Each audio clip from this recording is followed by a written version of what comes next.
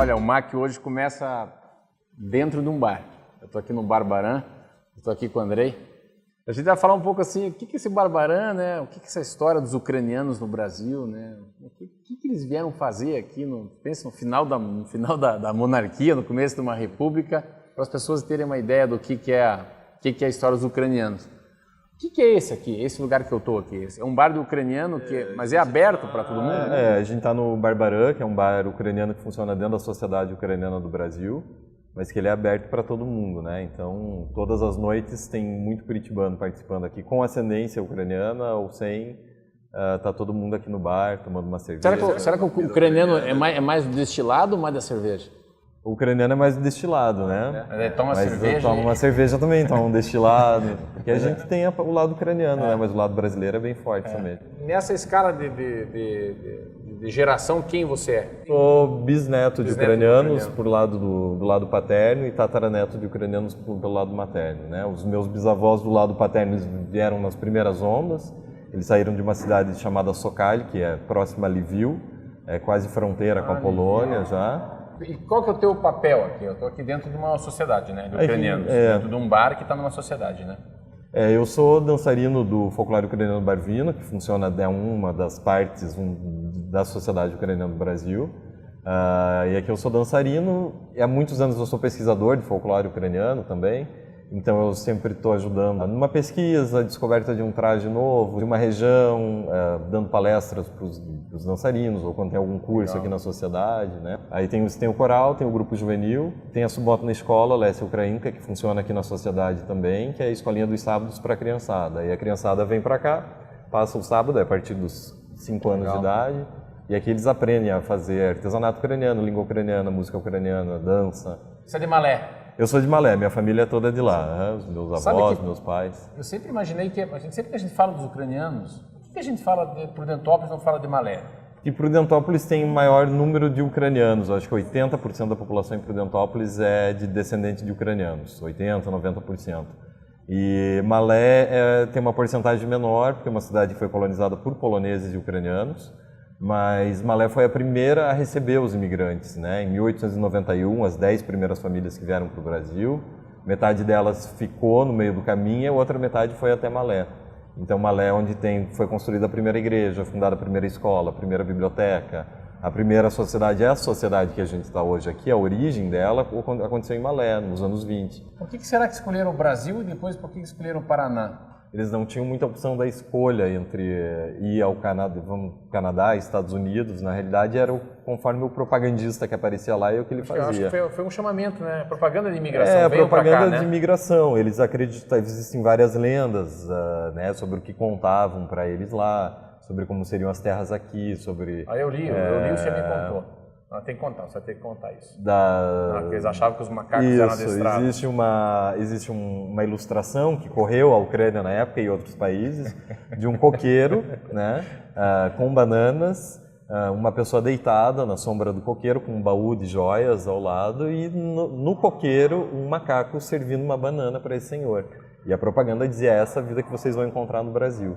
Então eles vendiam um pouco que tinham, esperando chegar aqui e ter tudo muito fácil, muito na mão, pronto. Acabou a escravidão, mas tem os macacos que vão ajudar vocês. Tem os macacos que vão ajudar. Então foi mais ou menos nisso que eles acreditavam. E a região do Paraná, o governo brasileiro tinha interesse na colonização aqui por ser uma região que ainda não tinha povoamento, né? Próximo das fronteiras, então para o governo brasileiro era interessante. O branqueamento da população era uma coisa que o governo brasileiro buscava também, não só com a imigração ucraniana, mas dos italianos, dos alemães, né? Alguns desses primeiros ficam aqui em Curitiba, que dão origem ao que hoje a gente tem aqui, o bairro do Bigorrilho, em Curitiba, essa região. Você tem aqui localizado uma igreja ucraniana, a Catedral Ortodoxa Ucraniana, a Sociedade Ucraniana aqui nas proximidades, Colégio das Irmãs Ucranianas.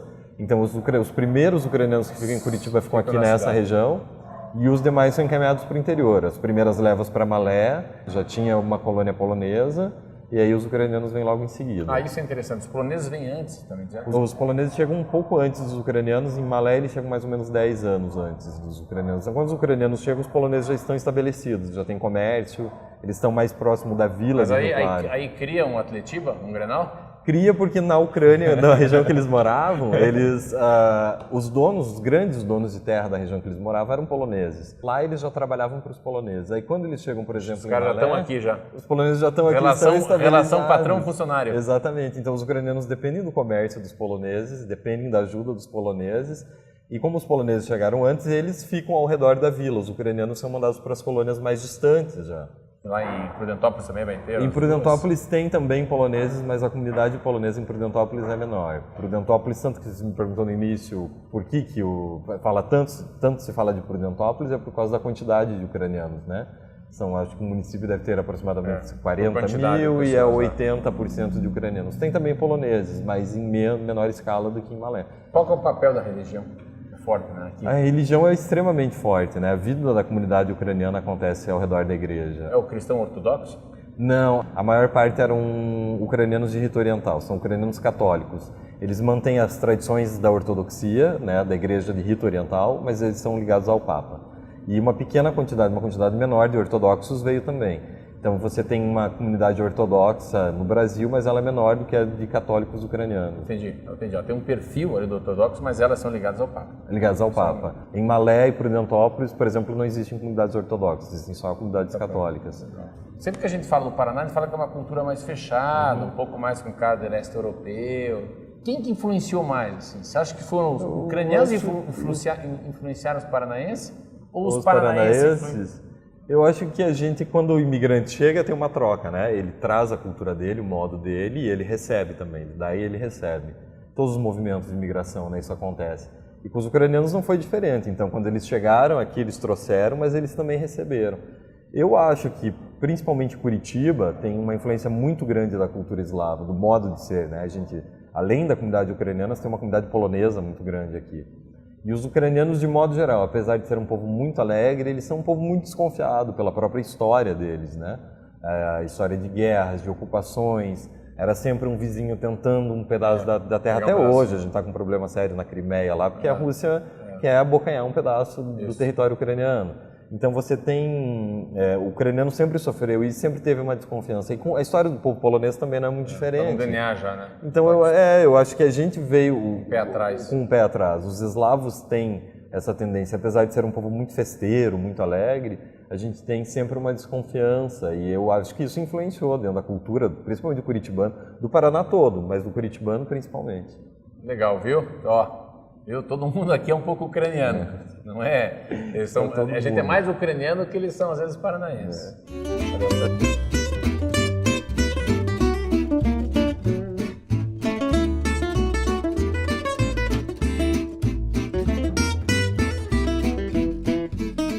Para mim é um privilégio falar com a senhora.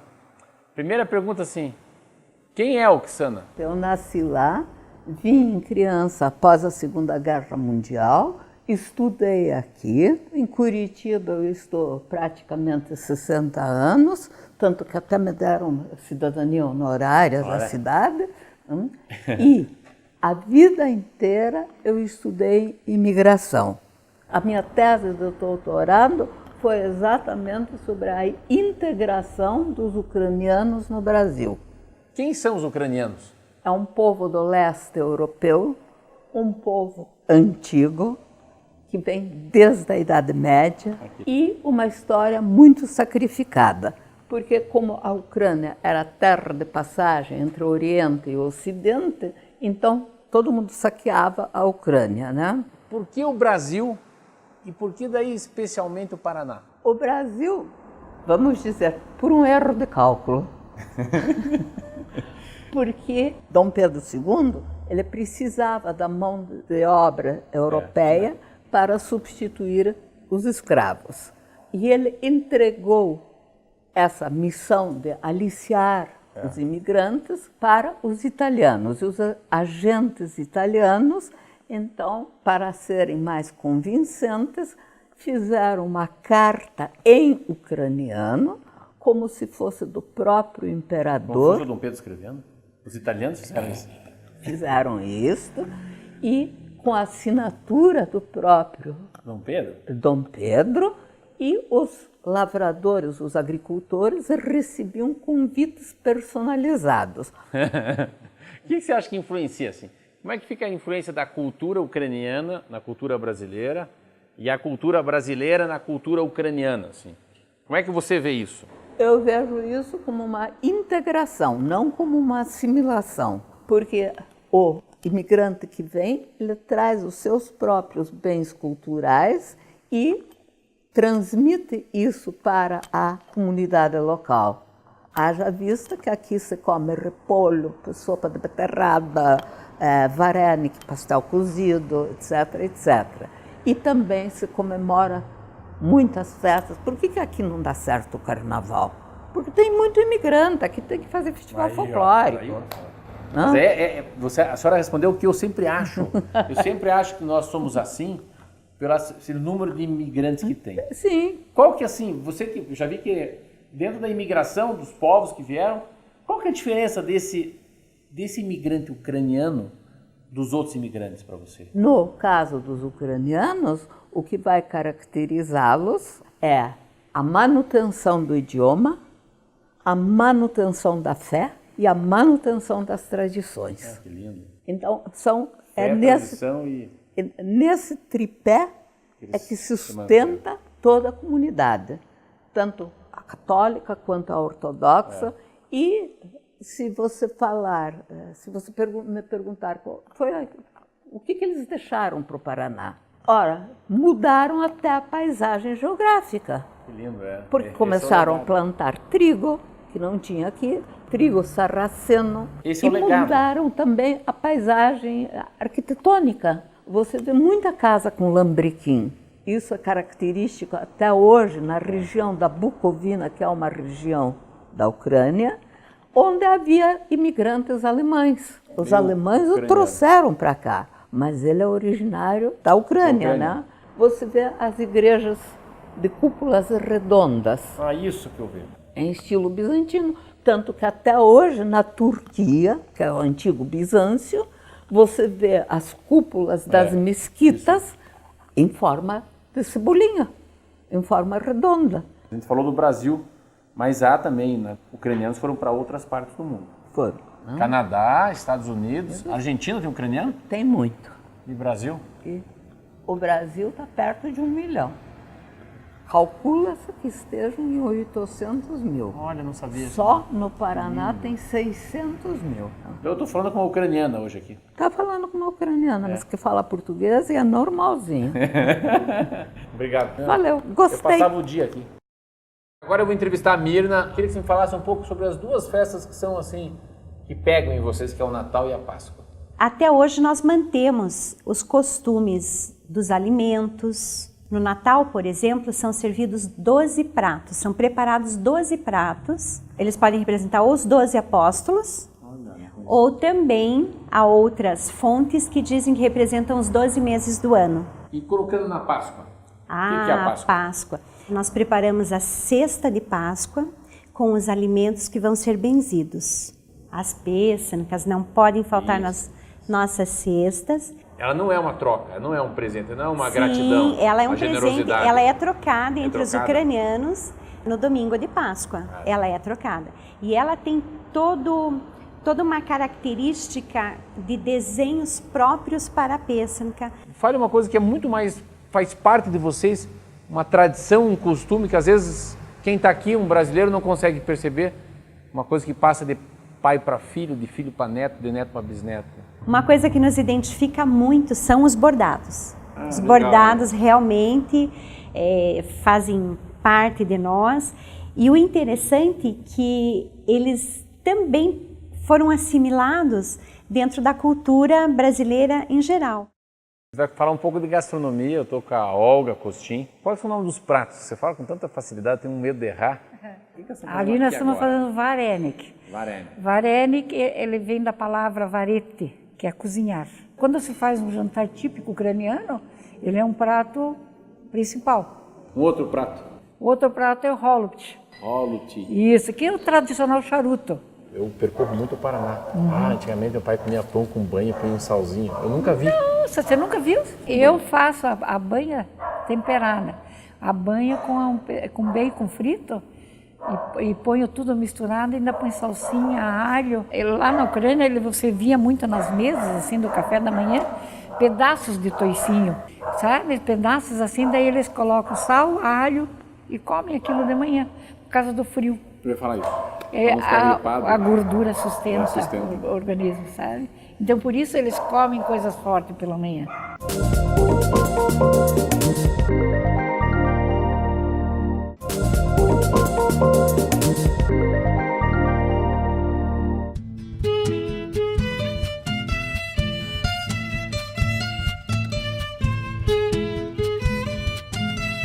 Depois de gravar a história dos ucranianos na sociedade ucraniana, em Curitiba, nós saímos de lá e viemos para Malé. O que sobrou dessa cultura? Se tem os costumes, que geração que está aqui e principalmente o que uniu, né? Uniu essas pessoas nessa região do Paraná, para entender também um pouco disso aqui que está atrás de mim, né? Essa arquitetura, a igreja católica, a maneira com que eles fazem os cultos religiosos.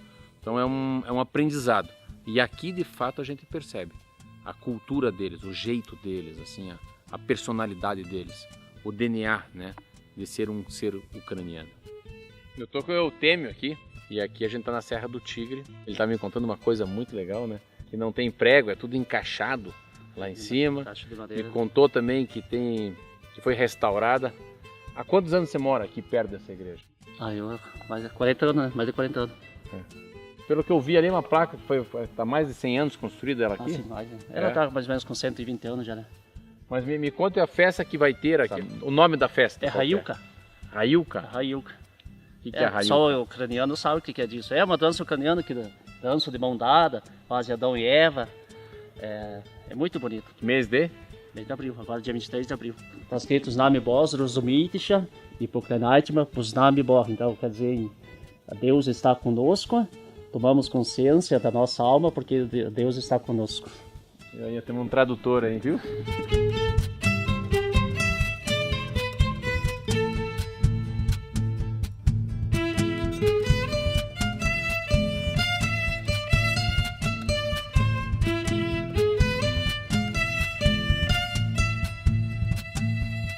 Eu estou aqui agora com o Padre Irineu. Obrigado pela maneira que você me recebeu, Padre. Fiquei muito feliz. Uma igreja muito colorida, né? Parece que fico olhando um pouco as roupas dos ucranianos, né? Sempre essa coisa da pintura. Se eu for na Ucrânia, eu vou ver igrejas com todas essas várias cores, esses vários desenhos nas colunas. E com muitos detalhes dourados, né? As igrejas lá na Ucrânia, principalmente, têm as cúpulas douradas. Aquele pensamento que para Deus é o melhor. Missa para português entender ou para ucraniano entender? Temos celebrações, na maioria em ucraniano, porque ainda a maior parte do povo entende ucraniano. E temos também celebrações, principalmente a Divina Liturgia aos sábados, que é celebrada em português. Levando em consideração a juventude ou as crianças, os adolescentes que já não entendem tão bem. O senhor acredita que a igreja, o folclore, a dança, isso aqui influencia também um brasileiro que não é ucraniano, casou com uma ucraniana ou vice-versa? Você acha que essa cultura de vocês está mais impregnada no cidadão que mora em Malé? Eu acho que sim, né? Todas as pessoas que vêm, por exemplo, de fora, né? Você é muito identificado com a sua fé, com o seu rito, com os seus costumes, e os brasileiros nos acolheram. E nós também acolhemos todas as pessoas que querem conhecer ou mesmo praticar, né, essa espiritualidade oriental. Irineu, obrigado. Saímos de Malé, a gente passou pela Colônia 4, e na Colônia 5 a gente vai fazer duas coisas. A gente vai ver uma casa muito tradicional de ucraniano, como é que é a divisão dela, uma casa pelo jeito que é muito antiga, uma surpresa para nós. E a gente também vai ver a construção da igreja mais antiga da região aqui, pelos ucranianos.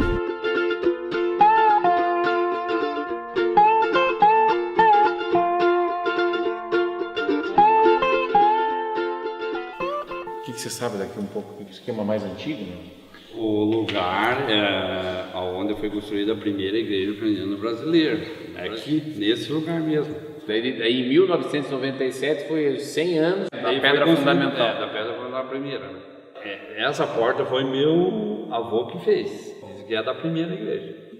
Tem mais ou menos 120 anos. 120 anos.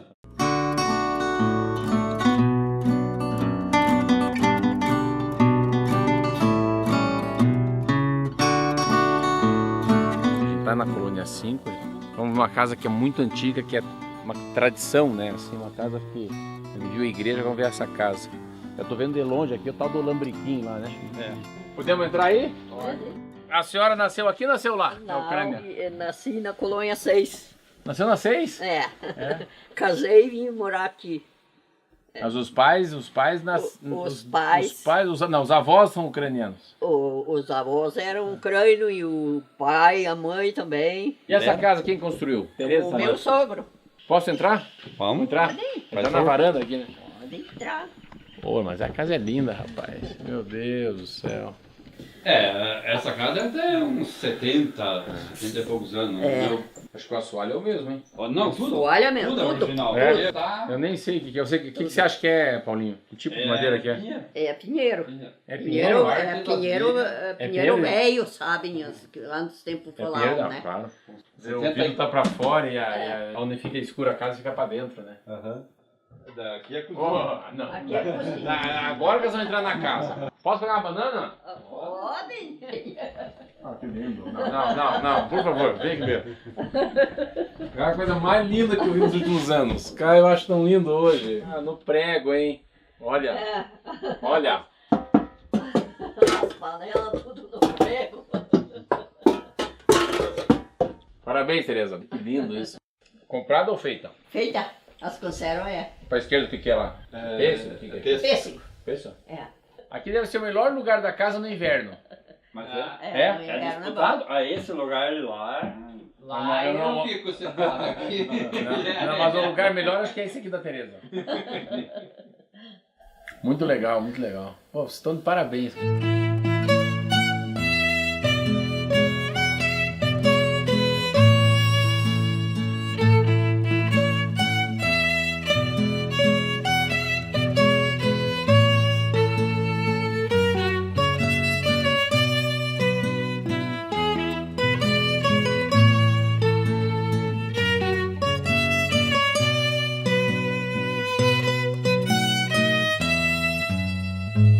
Nós estamos em Prudentópolis, uma cidade muito simpática, uma cidade que é conhecida pelas cachoeiras, mas ela tem uma coisa muito legal. 80% das pessoas são descendentes de ucranianos. Falando com a irmã Cecília, a gente veio aqui visitar, nem sabia que a gente ia bater um papo, e eu fui entrando aqui, tem um museu muito legal, a congregação, né, das Irmãs Servas Imaculada, vieram depois os ucranianos.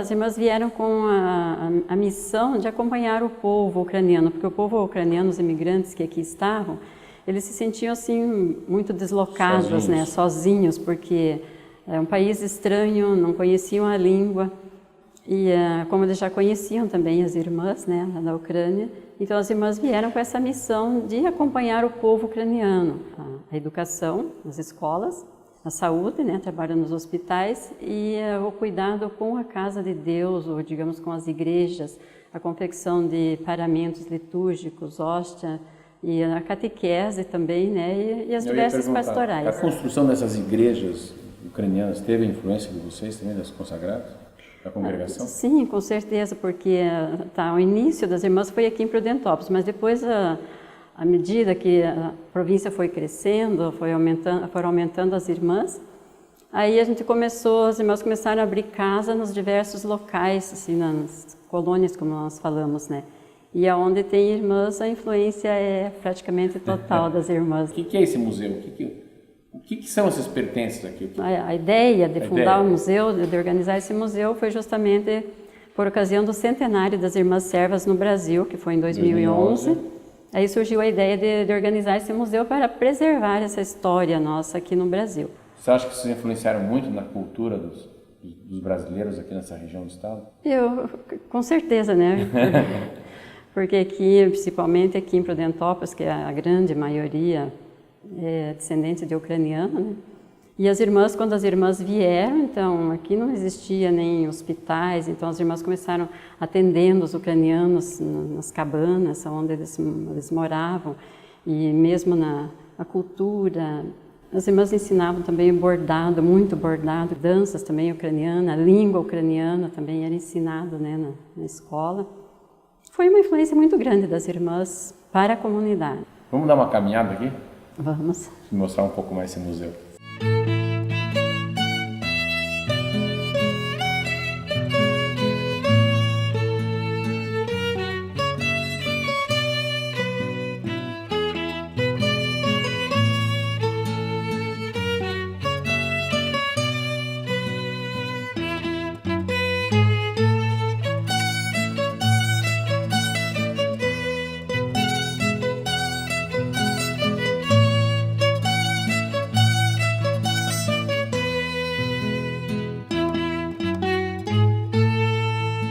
Eu estou aqui na casa do Jaroslav, parei aqui porque a gente viu uma varanda com cara de ucraniano, já vi que ele é ucraniano.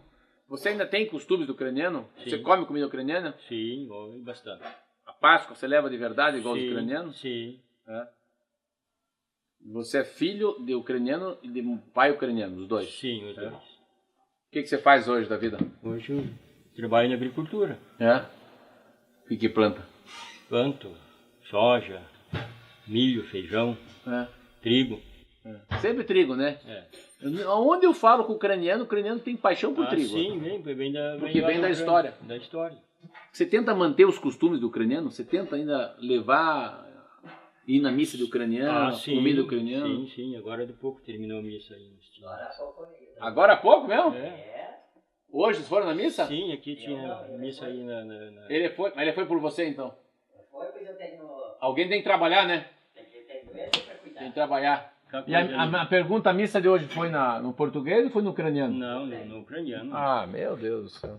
Famoso cheguei tarde. Mas tá bom então. Obrigado. Olha, foi um prazer assim passar de carro aqui, bater palma. Esse casal nos atendeu.